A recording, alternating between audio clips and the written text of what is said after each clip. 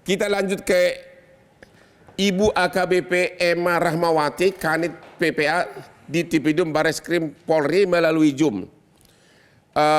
Saya panggil Ibu Emma ya. Halo. Halo, Ibu Emma, ya, dari kasus-kasus yang dilapor polisi, penyebab utama itu apa, Bu? Bisa diuraikan, Bu?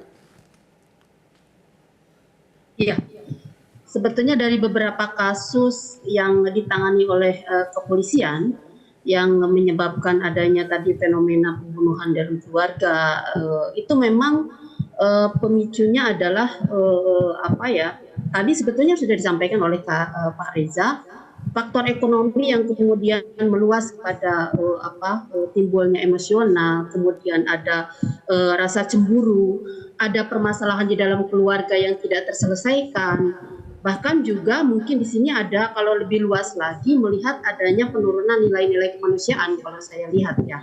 Jadi yang kemudian nanti berakibat kepada kurangnya komunikasi dalam keluarga ini dan kurangnya ketahanan di dalam keluarga ini, itu juga menjadi salah satu faktor ya terjadinya fenomena yang terjadi saat ini.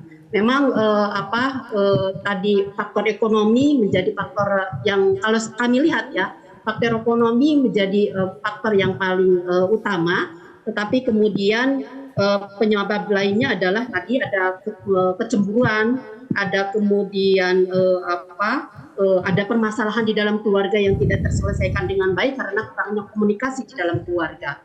Itu sih lebih kepada Apakah itu. ini merata di seluruh wilayah Indonesia atau hanya di daerah tertentu? Kalau melihat dari data kasus, memang ada beberapa yang kalau terkait pembunuhan ya. Kalau terkait pembunuhan, kalau dilihat sih hanya di daerah tertentu ya. Belum, artinya ada beberapa daerah memang terjadi pembunuhan di dalam keluarga ini. Tetapi kemudian faktornya yang menjadi pemicu itu juga ada yang sampai ya kita sebetulnya tidak berharap ya, tetapi kemudian ada dampak lain, tindak pidana lain yang memang terjadi akibat dari faktor-faktor tadi. Misalnya tidak hanya berujung kepada pembunuhan, tetapi kemudian berujung kepada kekerasan fisik biasa yang memang tidak sampai ke menyebabkan korban meninggal. Tetapi ya, di dalam data kami memang misalnya kekerasan fisik terhadap anak itu juga banyak ya. Yang saat ini memang yang tren kejahatan yang kami tangani lebih kepada kejahatan seksual, tapi kemudian tidak mengabaikan bahwa pembunuhan di dalam keluarga atau yang di dalam keluarga ini juga harus menjadi perhatian khusus oleh kita bersama. Rata-rata vonis yang dijatuhkan pengadilan seberapa berat, Bu, yang atas pembunuhan dalam keluarga ini? Kalau pembunuhan dalam keluarga, kalau misalnya itu bisa dari 5 tahun sampai 15 tahun, bahkan hukuman mati kalau itu memang direncanakan ya, pembunuhan berencana seperti itu.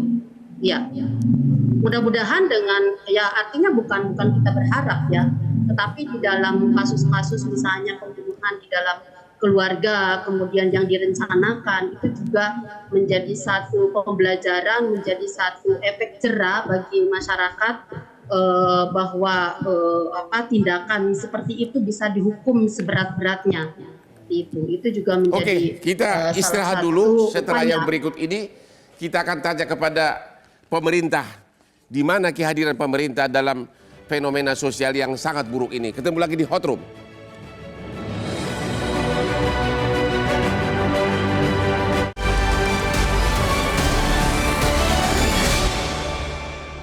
Dipersembahkan oleh